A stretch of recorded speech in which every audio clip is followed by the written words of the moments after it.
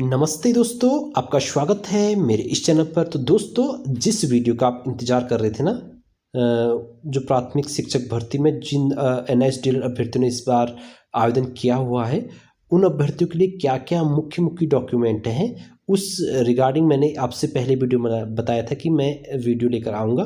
तो मैं वीडियो लेकर आया हूँ दोस्तों। आज थोड़ा सा दोस्तों वीडियो लंबी बन सकती है, 7-8 मिनट की, 10 मिनट की, तो आप प्लीज़ चैनल पर बने रहिएगा। मैं आपको पूरी जानकारी देने वाला हूँ इस वीडियो में। तो दोस्तों, उससे पहले आपसे निवेदन है कि आप प्लीज़ चैनल को लाइक से सब्सक्राइब अवश्य कर देना। तो दोस्तों, आपको पता है कि जो उत्तराखंड सहायक अध्यापक प्राथमिक पद पर नियुक्ति हेतु शैक्षिक प्रशिक्षण एवं अन्य अर्हता थे, इस बार उसमें क्लियरली यहाँ पर एनआईएसडीएल को भी मेंशन किया है। और क्या लिखा है इसके बाद मैं सारी चर्चा करूंगा दोस्तों, क्या क्या डॉक्यूमेंट आपसे लगेंगे।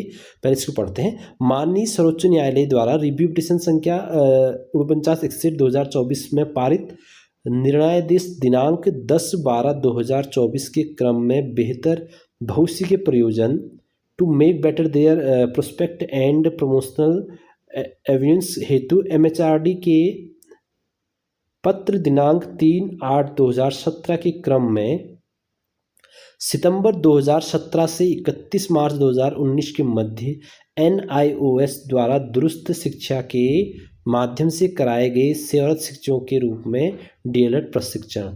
तो ये भी एक अर्हता को यहाँ पर क्लियरली यहाँ पर मेंशन किया गया है फॉर्म में। तो इस बार सबसे ज़्यादा अभ्यर्थी अगर कोई होंगे तो उत्तराखंड प्राथमिक शिक्षक भर्ती में, तो वो हैं अपने एनआईओएस डीएलएड के अभ्यर्थी, जो कि लगभग मेरे हिसाब से 3 से 4 हज़ार के बीच में होंगे। और देख लेना, अगर इतने नहीं होंगे तो 3 से 4 हज़ार के बीच में ही पूरे एनआईएसडीएल के अभ्यर्थी यहाँ पर होंगे इस फॉर्म को भरने वाले।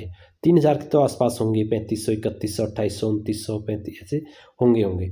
तो दोस्तों, पिछली बार काउंसलिंग में क्या क्या डॉक्यूमेंट्स मांगे गए थे, मैं इस पर चर्चा करता हूँ।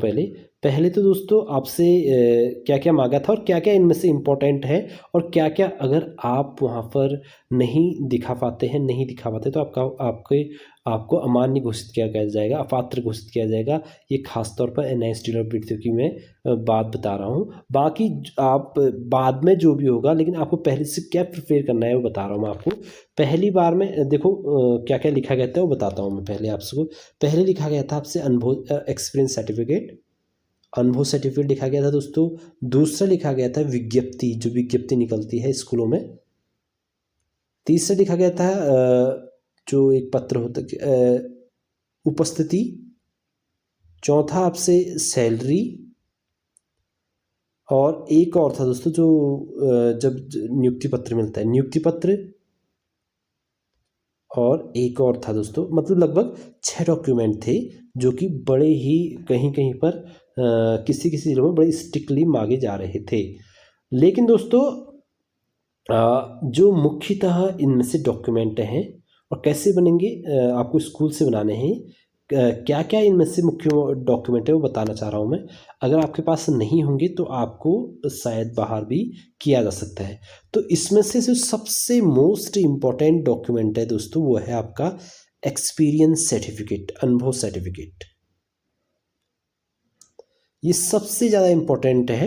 अनुभव सर्टिफिकेट के अंदर क्लियरली आप मेंशन करेंगे, होता है इसमें कि इतने से इतने तारीख तक की सेवा इसके स्कूल में रही, और इनका पढ़ाई का लेवल ऐसा था करके क्लियर अनुभव सर्टिफिकेट में मेंशन होता है। तो ये एक्सपीरियंस सर्टिफिकेट सबसे बढ़िया है। इस एक्सपीरियंस सर्टिफिकेट के अंदर ध्यान रहे 2017 से 19 के बीच में आपका उसी स्कूल का रहा हो जहाँ से जब हम एनआईएसडीएल कर रहे थे जब आप। दूसरा दोस्तों, सबसे ज़्यादा इम्पोर्टेंट, मोस्ट ऑफ इम्पोर्टेंट है आपका अटेंडेंस सर्टिफिकेट। अटेंडेंस सर्टिफिकेट दोस्तों बहुत ज़्यादा इंपॉर्टेंट है, उपस्थिति प्रमाण पत्र। अब उपस्थिति प्रमाण पत्र कैसे बनेगा वो आपको अपने स्कूल से बनाना है। अब एक बात और बताना चाहता हूँ आपको कि आपको 2017 जो ऊपर मेंशन किया गया है, 2017 अप्रैल से करना। आप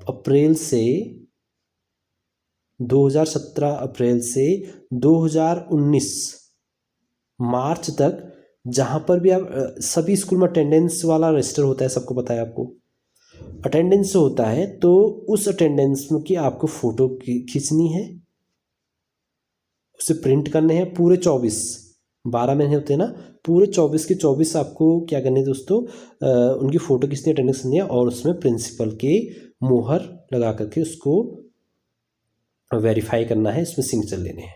24 के 24 अटेंडेंस जो आप प्रिंट करेंगे, ये मोस्ट इंपॉर्टेंट हो गया दोस्तों।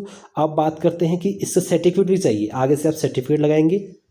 सर्टिफिकेट में सीधे सीधे ये लिखा, अब अपना तरीका होता है, बट जो लैंग्वेज होती है लिखा कि मिस्टर ये सन ऑफ ये, इनका द्वारा 2017 से 19 तक यहाँ पर नियमित रूप से उपस्थिति प्रदान की गई और इनका जो अनुशासन था इस दौरान बहुत सा जो भी था, मतलब वो खुद ही प्रिंसिपल जो होंगे वो लिख लेंगे। इस प्रकार की मतलब लैंग्वेज होती है, मैं जहाँ तक मुझे पता है। तो इसको आगे लगाएंगे, इसके पीछे आप इन 24 को अटैच्ड कर लेंगे और ये आपको लगाना है। ठीक है दोस्तों। अब बात करते हैं इसके बाद तीसरी चीज़ क्या है इम्पोर्टेंट। तीसरी चीज़ जो है दोस्तों वो है आपकी सैलरी। सैलरी है, अगर सैलरी आपकी हाथ में आती है यानी कि कैश मिलती थी, और कहीं ना कहीं वो भी रजिस्टर में मेंशन होगा जब आपको सैलरी जाती, तो उनके वो भी आपको 24 के 24 उसके फ़ोटो खींच देनी है, उनके आप फ़ोटो स्टेट निकाल लेना है और उनको उसी प्रकार से सत्यापित कर देना है प्रधानाचार्य जी के यहाँ पर मुहर लगा करके और उसमें सिग्नेचर करके। तो दोस्तों ये है 24, ये आपको अटेंडेंस के जो हैं 24 निकालने हैं और वही आपको सैलरी के भी 24 निकालने सेम टू सेम। और उसमें जो आप 24 निकालोगे दोस्तों उसको आप अपने पास रखना, इनकी फ़ोटो स्टेट आप साथ साथ ले जाना। बहुत अच्छा खासा इस बार आपका बिल NIS वालों का तक अच्छा खासा फ़ोटो स्टेट में ही यहाँ पर बिल जाने वाला है, क्योंकि अगर सारी जगह काउंसलिंग करने गए तो लगभग लगा लो कितने होंगे, 24 का अगर 4 का भी फ़ोटो स्टेट लगाते हो तो 96 रुपये, 24 से कुछ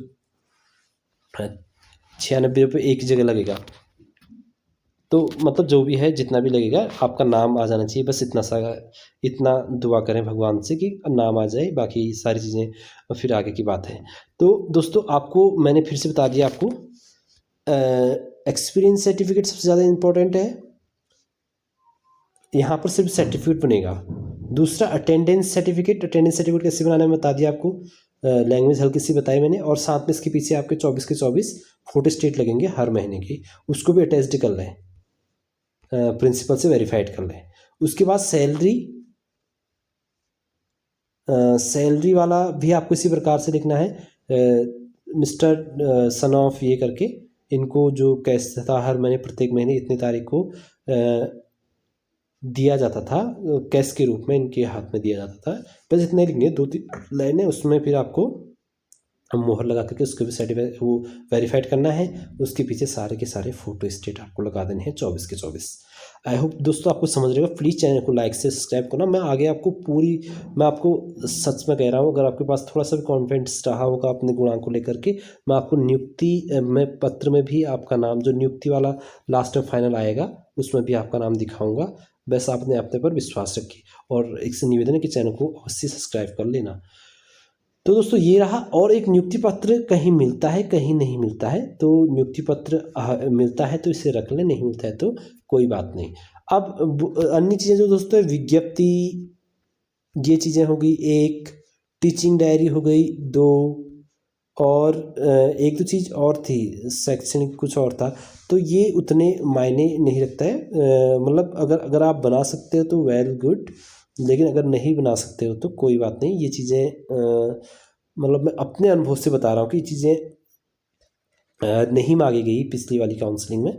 ये मुख्य 3 चीज़ें ही मुख्य मांगी गई, experience certificate, attendance and salary, जिससे आप प्रूव्ड कर देते हैं कि आप उस स्कूल में पढ़ा रहे थे और उस दौरान आपने वहाँ से NIS डिलीट किया, ये 3 चीज़ें प्रूव कर देती है, इतना काफ़ी है। बाकी अगर आप विज्ञप्ति, क्योंकि आप अगर ये नहीं कह सकते हो ना कि अगर DO आपसे पूछे, आपके सामने DO बैठा है, DO आपसे पूछेगा कि अटेंडेंस की वेरीफाइड कॉपीज़ दिखाओ, तो आप ये नहीं कह सकते कि स्कूल में है ही नहीं, क्योंकि तो सारे स्कूल में होती है।